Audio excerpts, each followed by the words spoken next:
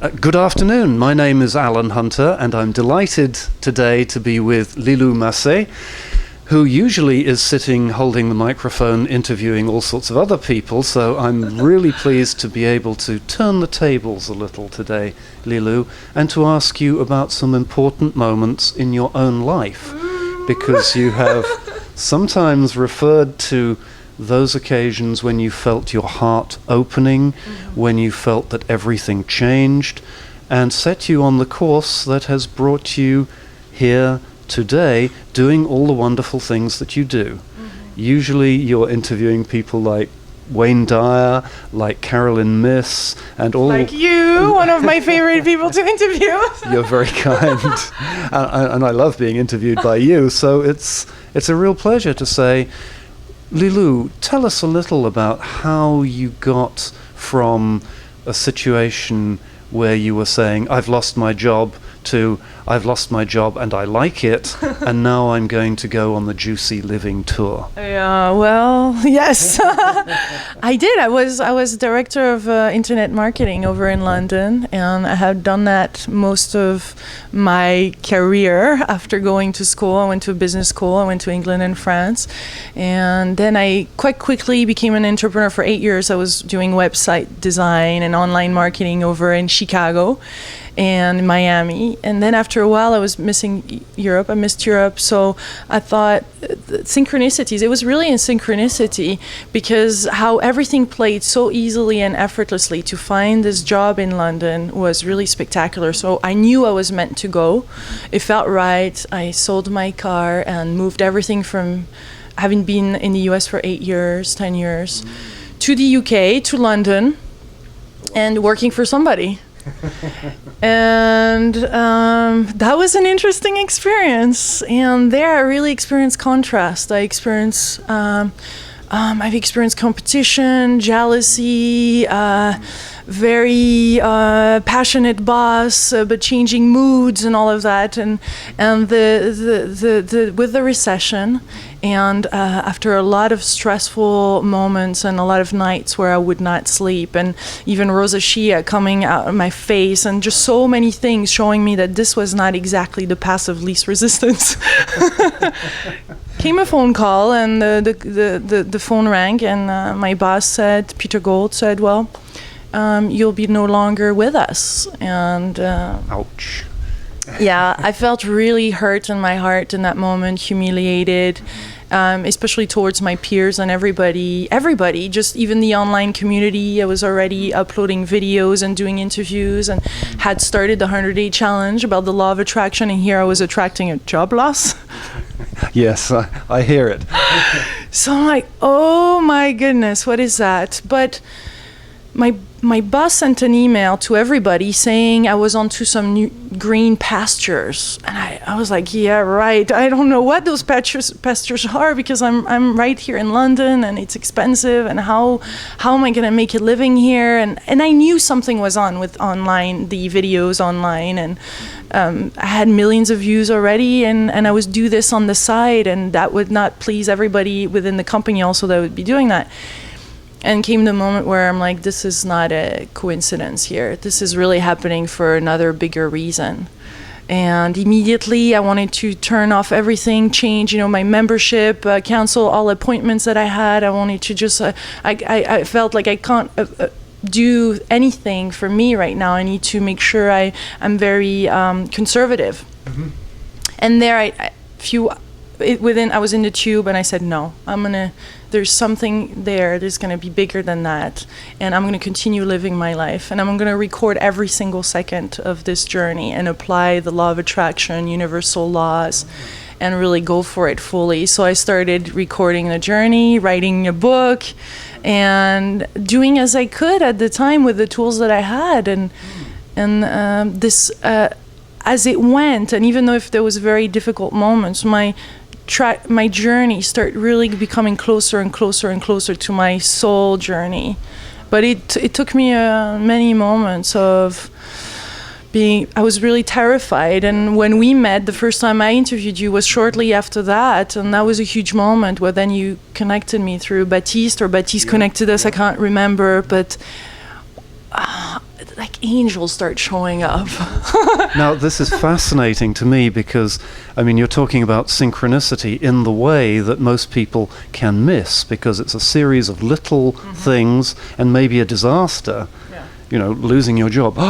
But you said, there you were sitting on the tube, and you got this idea that there was more, and then little by little, something important was set in motion. Yeah. Would that be an accurate? Yeah. Yes. And the more I was allowing myself to just go with that flow and not making the situation wrong, the more gratitude I start feeling for the moment. Even though if I wanted to go back towards finding another marketing job, because that's how I knew how to pay the bills. But I knew it was too obvious. It was time. It was too obvious. It was time for something else. And that's when I started publishing the book. And that was always one of my dreams, to have a book out, and which led me to meet a publisher, your publisher, which then led me to interview you, which then led me to meet Baptiste. And then and I had this. We had so many conversations that led to an opening of the heart. Which was really what this whole journey has been about, and I believe a lot of our journeys is to come to this place where we're no longer afraid to be who we are and to just heal whatever needs to be healed and come to terms with situations and experiences so that we're fully ourselves in our essence, and we can then allow spirit to guide us. And that's how now I'm doing the Juicy Living Tour, and here I am just traveling around and doing all those crazy videos. Well, it's remarkable to me. I think it's remarkable to almost anybody who's followed your progress, how you have trusted yourself to the flow of the universe, and to the flow of energies, and how that trust has been rewarded. Sometimes you've had to wait for an interview or to wait to find somebody, but actually you've encountered more and more extraordinary people and put these wonderful interviews online. How do you feel every day when you wake up in the morning? Do you feel anxious, or do you feel just full of trust? How does that feel?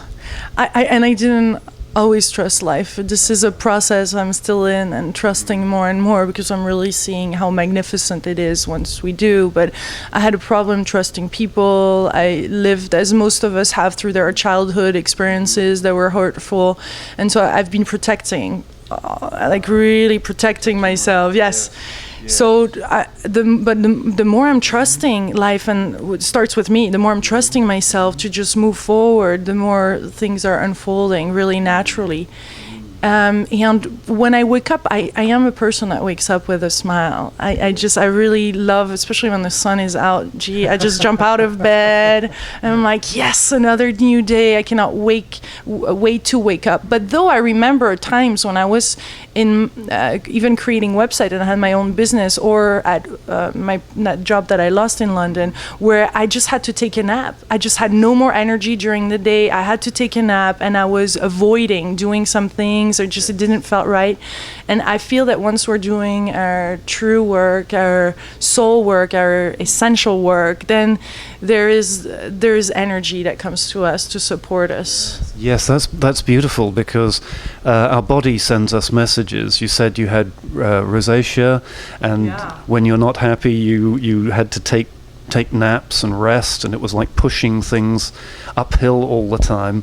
And these are powerful messages from our bodies that let us know we may need to rethink how we live. Yes. Yeah, but I wanted to make it happen, though. I felt really bad, and the more stressed I felt at work, the more I wanted to make it happen. The less I was sleeping, the more I was worrying.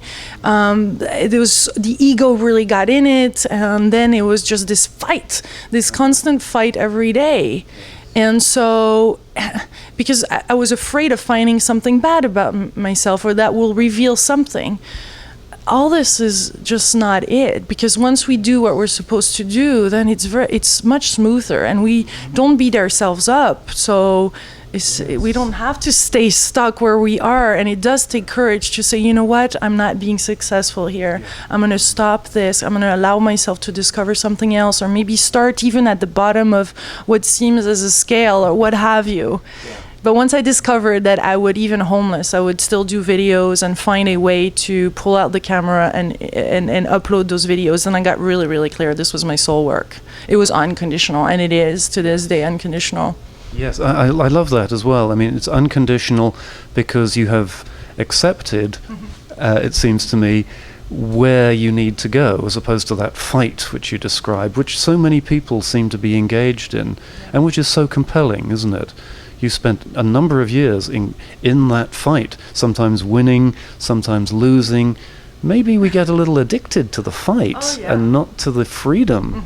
Totally. Oh, this is good. I mean, there's part of us, we just love it. And that's how we were raised. And we think these are milestones and it gives us energy and power. But it's really not even close to, I think, what we're really capable of doing. And I'm just starting to tap on this journey on the Juicy Tour into this immense energy and magic and the gifts that life offers effortlessly once we step in fully.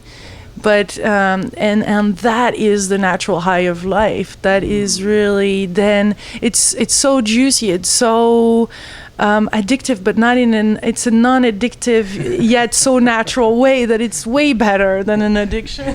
Can you give a specific example of the way things turned out? Because that sounds really exciting. Well, there is I do set intentions, and before an interview, like right now, or during the day. But it really, I don't even know. Like, for example, when I went to Hawaii 6 weeks, one of my intention was clearly to interview Dr. Wayne Dyer, knowing that he's there and he's the father of motivation. He brought so much, and a lot of us admire him, and I do certainly, and I read many of his books. But I knew he was going through leukemia and a hard time, but I let go. You see, the more now this journey is unfolding, the more I'm releasing it to spirit and saying, please assist me in interviewing Dr. Wayne Dyer if this is what's there for the greatest good of all. And then I just release it, and I because if it's not happening, then it's not meant to happen. And when it's supposed to happen, it just comes effortlessly. And I'm really, really clear that everything is being orchestrated by such a big architect, by such a grandiose thing, that it's hard to understand and to see how and why this piece needs to be before that one. And this, so I completely released that. I was having so much fun in Hawaii, swimming with the dolphins, and skydiving. That was another synchronicity. Everything was just offered by life, and the tour works on donations, and people would just donate apartments and cars and food, and just the full vision of the Juicy Tour was really taking place, especially in Kauai. That I'm like, this is so good. This is really juicy. And before you know it, it was the last day of my time in Hawaii. And I was like, Wayne Dyer, where are you? This is it. I'm on Maui. I'm right around your house. As a matter of fact, I just one of the viewers gave me a timeshare of a week right 5 minutes away from Wayne Dyer. And I nothing, I could have not planned it any better. I couldn't even have thought of this. It's just perfect. And I ended up interviewing his daughter that I had met the day before, and thanking her for this interview. And yes, it crossed my mind to ask her if I could interview her dad, but I just really wanted to honor the teacher and who she is, and the wisdom that she had growing up in a spiritual family and being who she is, and she was really raised in unconditional love, just doing her best. And she's okay for not having found her purpose yet too. I think she is. I think she's going to be one of the big teachers of the Dyer family. I just feel it. That'll be exciting. Yes.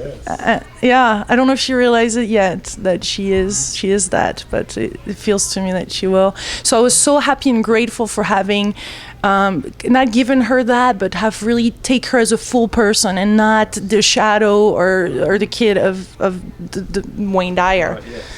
And then she said, big shoes to fill, of course. Yeah. And I received a text from her, and she said, my dad is asking if you'd like to interview him, and you can just show up at the condo in 15 minutes, the door will be open. And I did, and 15, 20 minutes later, I was sitting next to Wayne Dyer that told me, well, just Spirit told me to do this. I really didn't accept any interview. I no longer nearly accept any interview, and this one I just felt it was needed. And those are remarkable interviews, aren't they? Do you want to say more about them? The interviews in themselves, the content. I think all of us have really a message, and we have a unique talent and gift and message to share with the world. Each, of course, New York Times bestseller like Wayne Dyer or Gary Zukav or Neil Donald Walsh, or you already know how to formulate. So that helps during the interview because there is a structure and there is the confidence coming from that expression. So it's really cool. And but out of those interviews, everything that is coming out is really follow your path of self-love. It really comes a lot. Unconditional self-love. Just continue loving who you are. Don't make yourself wrong. Just enjoy your journey. And the more we come in harmony with that, and the more we reopen our heart and love ourselves, then things just come to us. And that's the message of many teachers, and because it is extraordinary, and it's never been, I think, easier than now to let go of some of the old stories and karmas and this. Now let's leave that behind, and let's fully, truly live our light powerfully and passionately, and live a juicy life. Let's dare to say it, and let's claim. Very happy that I met Connie here in Boston. She's been hosting me during my time, and I had such a lovely, blissful moment here in her presence. And and now I've lost my train of thoughts. But it's been so amazing to be nurtured in this way, and to meet amazing co-creators all around the world, and that we're co-creating all of this together. It's never been a better time for our magnificence to shine. And what I was going to say related to Connie is that she's a commander. She commands light and greatness, and I love that. It is time for us to do that. You know, the dark side are strongly powerful, but we are strong and powerful and can call upon this light and can bring that light in our life, and can demand, or not demand, but more command or ask for greatness, but really powerfully, not like, oh please, or no. This is it. Let's bring on the light. This is a great time to do so. This is fascinating to me because, as you say, there are so many people now who seem to be saying exactly what you're saying, what I'm saying. We say it in slightly different ways, and part of the enormous gift of what you do is that you connect all these people to a huge audience. So it's not just, oh, I've read this one person in this one book. It's, oh, I can watch Lilou's video, which leads me to another, which leads me to another. And we discover there are a whole series of voices urging us to be authentic, to live from the core of ourselves, rather than live from someone else's demand. I find that very exciting. It is time to open our potential and live, and not be ashamed of who we are, and let go of what we think our parents want, our society wants from us, our cousins, our dog. I mean, just let's just have fun. Let's open it up further. Let's live this magnificent life we sign up to live. Let's let go of the drama too. We don't need to stay stuck in them. Let's remind ourselves that it can be a journey. Yes. Now, did you find your own parents had expectations of you? Mm-hmm. Do you want to say something about that? Yeah, I had French parents. I know we all have a version of these, but it's just I had the wrong mom. I just had the wrong mom, the wrong dad, until now I'm at a place where I totally love them and exactly know I have the right parents, and I so love them so deeply. But that was not the place I was at when I was 12, 13. Yes. But that continued for 20 years, more or less. It was really a long journey for me to to recognize that they are who they are, I am who I am, and I don't need to live through their vision of the world, and they have understanding and they had lessons. And I was born in a different time, so like the kids that are born now, there's less resistance towards internet, even spirituality and connection. When I was born, I was really born with a dad that is spiritual, actually, that was already reading Gandhi, that was showing me the flowers, but yet he was not exactly walking his talk, so it was really confusing that he was into those books, and there was some it was not exactly showing in his life to me. And then my mom, it was also confusing because there was some betrayal happening in the family, and the love, and she was working hard, and so I would only see them 30 minutes growing up, and she was very demanding. I was the only child, so I had to be a certain way, and she's a perfectionist, so it had to be this way. So I was never good enough. And I've never been good enough until now. I'm starting to just, I am good enough. Definitely. And I don't need to do anything, really. I just choose to do so many videos and put out everyday content and really be out there, and not so much being disciplined. I always had discipline, but really just do it passionately and quite structurally, because this is what I want to do, but it's a choice. It's a personal choice. It's not anymore to prove myself to them or to me or to whoever. It's just that. So that's why it's free now. It's a lot freer. And there's still more to free up, but it's getting better. It's looser now. I think that's really, really fascinating, because parents can be wonderful, and they love us when we're very small, and they look after us, and of course they're always attached to us. But with all those good intents and all those good meanings, sometimes they can really cramp our style. And I hear this all the time from people who read my books and write to me and say, well, I've got this problem, and it all comes back, as I think you've put beautifully, to self-acceptance. And when we start accepting ourselves, actually, usually the parents fall right into line, don't they? Yeah, it's amazing. I'm starting to have my parents have admiration for what I do. And that is really something I could have never even expected. It's just the most magnificent thing, to them looking at and curious and really starting to get it. And because I did great studies, and they sacrificed. I was the first generation that really went to college and to those kind of extensive studies. So they had it that I would be a certain something in society. And so to see me just going off and putting those videos for free and doing kind of the gypsy life, they're like, no, what are you doing? But they're really getting it, and their heart is softening too, as I am softening, and it's less conditional. It's no more conditional. I don't think so. I think they're still there a little bit, and I look forward to going back to France to see where it's at, because there's no better moment than to go around them to see how spiritually, evolve, or how much we've stepped forward. That's right. There's the famous phrase attributed to the Dalai Lama, which is, anytime you feel you're getting more enlightened, spend a weekend with your parents. Yes, no, this is beautiful. Yeah. More love is going to come in and flow now.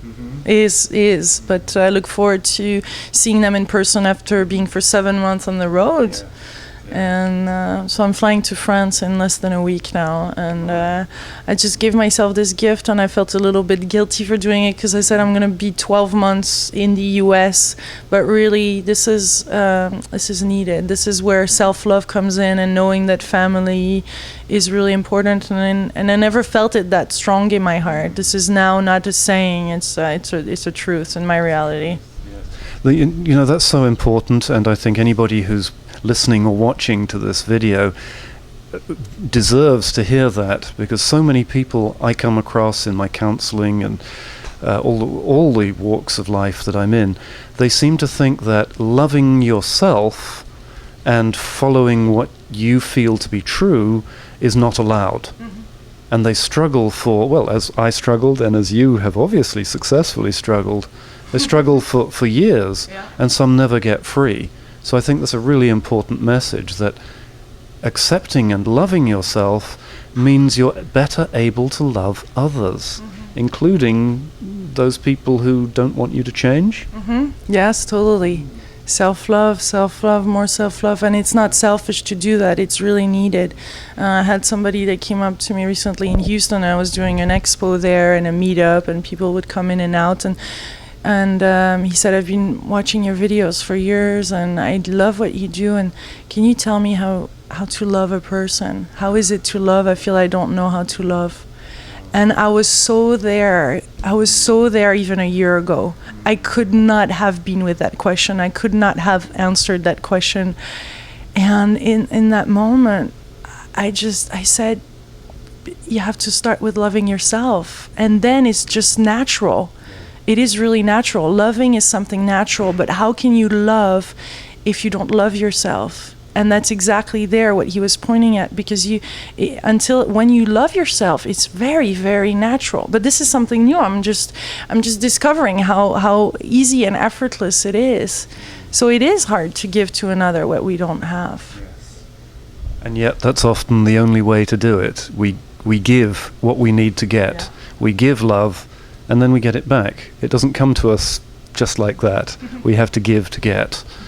And it's a gift that multiplies itself all the way. Yes. And I want just to add that to love authentically too, because there's love and love, and if we just really love unconditionally, not to receive, just to love, then that's a whole other love. That's love. L-O-V-E. As you had on your posts recently, yes, beautiful. I asked the question on Facebook. So, what does L-O-V-E stand for? What is it the acronym of? Yes. And so many answers came in. All of them good. Yes. I love them. So this is. I really enjoy discussing this, because what most people understand of love is what Hollywood tells them, which has a lot to do with attraction, but perhaps not a lot to do with what you're talking about. Yes. That's why I don't look at the magazines anymore. Even this morning when I was getting my nails done, yes, I'm a girl. They asked them. Yes, they're very. They asked if I wanted one of those People magazines, and I said no. And I would have said yes, but I'm just no. And I don't open those magazines up or turn the TV on, or look at those blockbuster Hollywood movies, because otherwise it was really imprisoning me. It was so draining and always comparing, and that's more the old world. And if we want to step in fully the new world, we have to really give the best to ourselves. Food-wise, every single thought, whether it is the food, the thoughts as food, or food, vibrant food, sprouts. I love sprouts. Oh my goodness. But we do have to give that. We do have to give it to ourselves, and we have to be responsible every single step of the way. We're done with the victimization, it's their fault, it's my parents' fault. No, 100% responsibility on who we are, moving forward and give ourselves the best so that we can shine the best. And then it's just like magnet for greatness and wonderful things. So it's about really keeping one's mind pure, isn't it? I mean, I too, when I read those magazines that are in the waiting rooms and the hairdressing salon, whatever, they always seem to have the same stories about film stars whose lives are unhappy. And another film star whose weight loss has not gone according to plan or is in rehab, and it's all about famous people who aren't happy. And I think that's a terrible message to send, that people aren't happy and you should therefore feel grateful that you're not famous and not unhappy or something.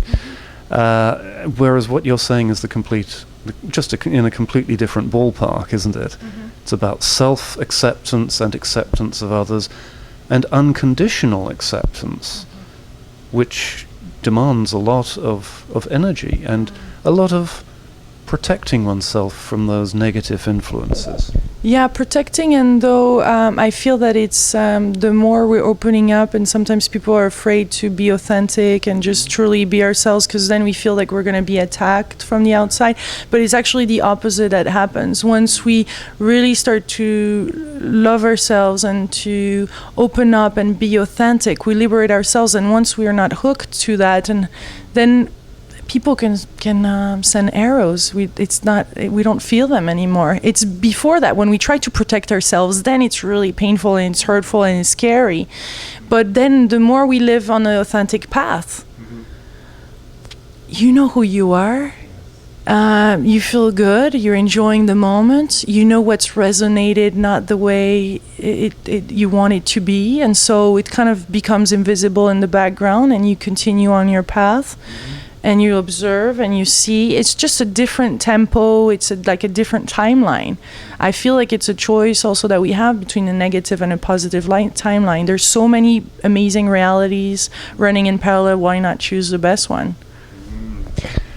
It's a matter of choice, isn't it? It's a matter of constant and chosen action in each case.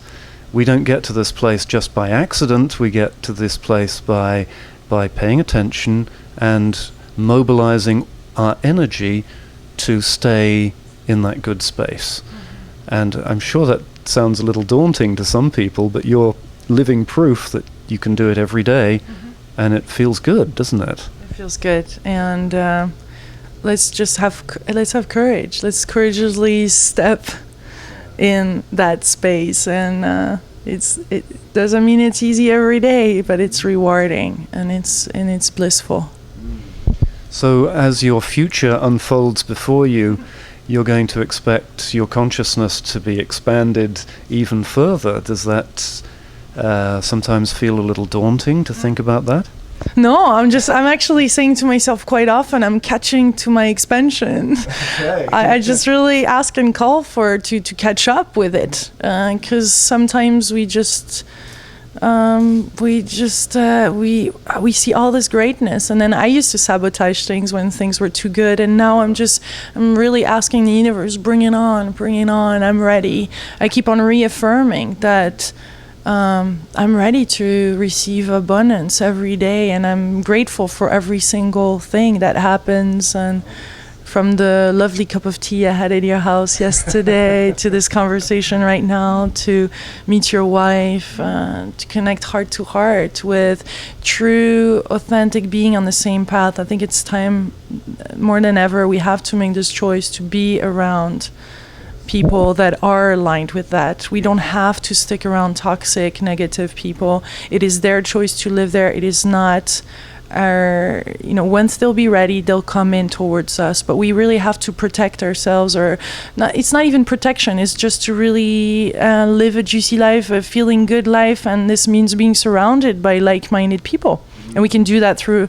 the internet, but in life it's better sometimes to be just 2, 3, 4 rather than 10, and feeling so unfulfilled at the end of the day. We're supposed to live great day, every single minute has something. Yes, yes. Huh? Oh, it's definitely up to us. And it's up to us to set those intentions as well.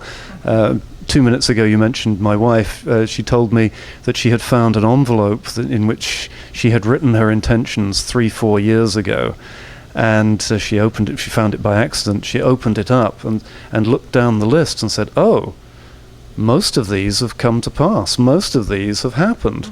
And she'd forgotten that she had set these intentions, which at the time had felt impossible, and yet several years later they had come to completion naturally.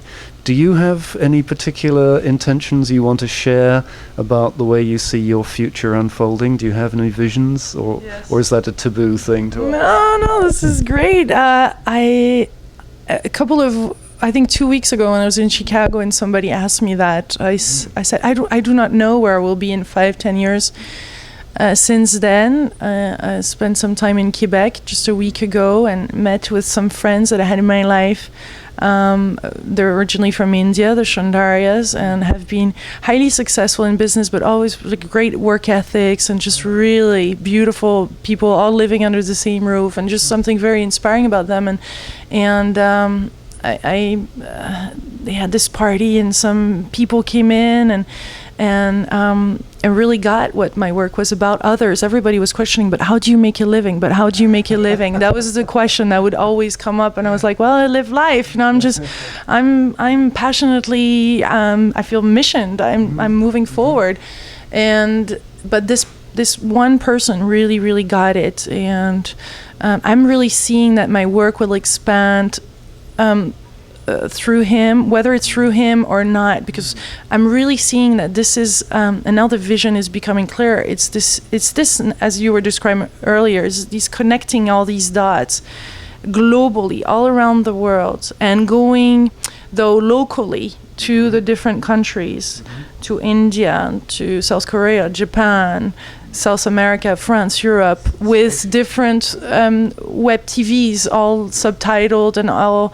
more personalized for the country, so that it reached the maximum number of people. I want to create really a web of millions and millions of people. Right now, there's been 10 million people. This is great, but this is so the little tiny bit compared to how I see we can all be connected. And it's time that we create this network as maybe the 97% of the population that doesn't have the supposedly power. I think it's really time for us to connect all of our antennas together and have this network, and through the web, share all this. And then within minutes, we can share a message internationally. And that has power.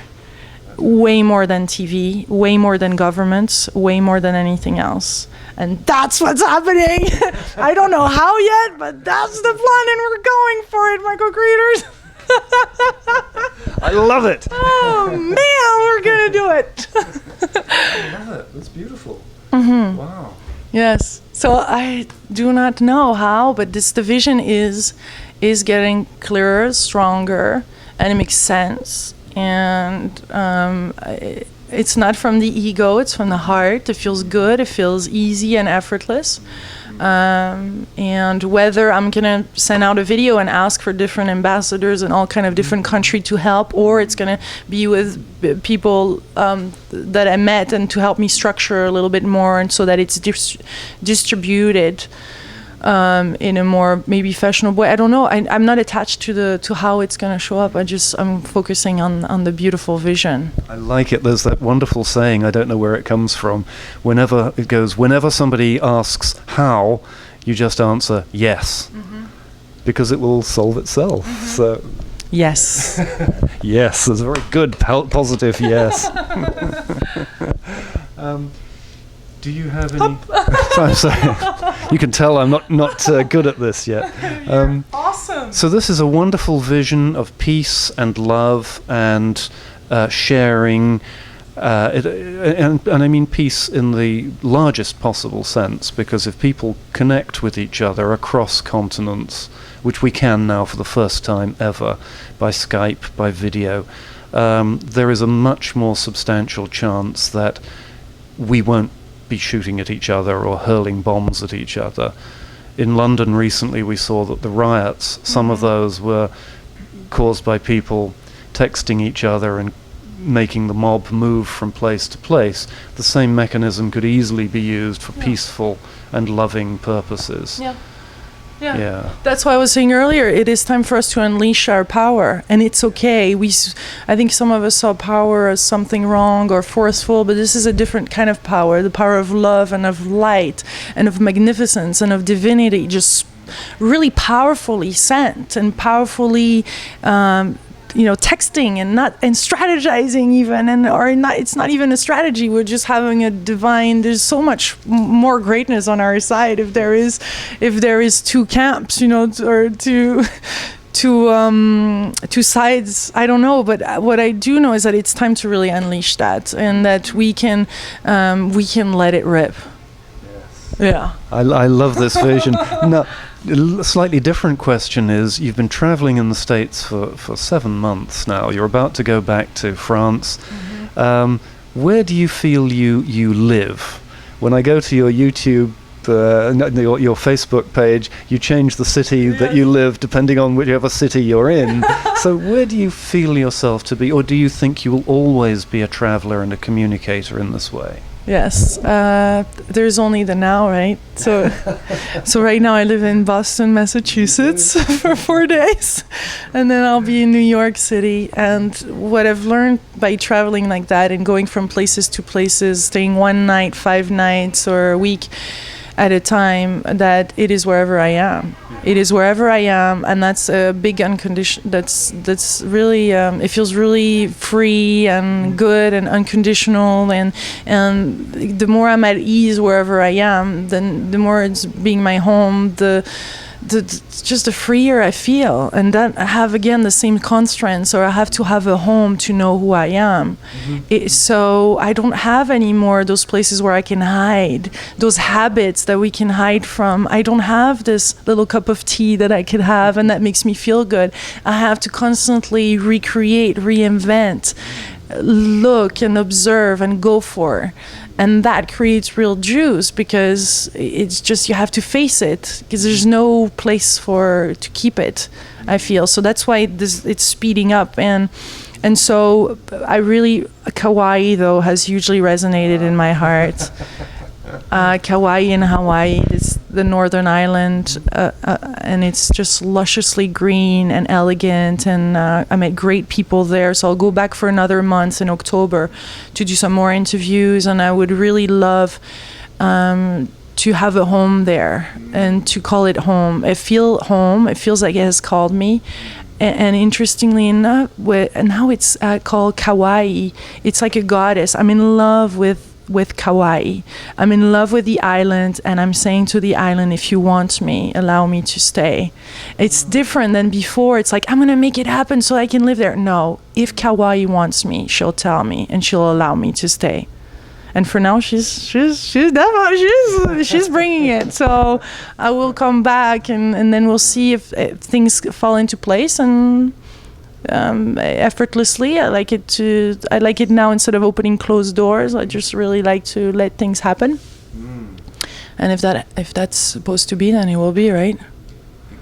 Exactly so. You know, we let go of the results. We set the intention and let go of the results. We have our hopes, but we can't dictate whatever the universe is going to send us, can we? No. Yeah.